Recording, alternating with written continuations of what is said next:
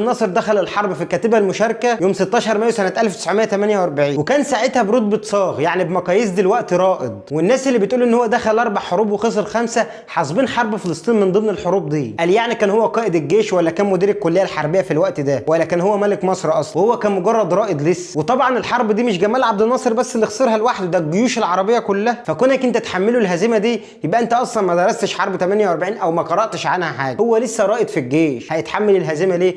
وبعدين ده كل الجيوش العربيه خسرت، مش جمال عبد الناصر بس اللي خسر. فانت لو جيت تحاسب شخص، تحاسب مثلا لواء، تحاسب الملك، تحاسب مدير الكليه الحربيه، تحاسب الناس التقيله دي، لكن تيجي تحاسب ضابط صغير على هزيمته في الجيش مش منطقيه اصلا. وبعدين يجي من الحرب دي ويأسس تنظيم الضباط الاحرار، وتحصل احداث تعجل بقيام ثوره يوليو سنه 52، من ضمنها ازمه الفدائيين وحريق القاهره. وبالفعل تقوم ثوره يوليو ويتشال الملك ويتعين ابنه ويتعمل له مجلس وصاية. ولكن مصر سنه 1953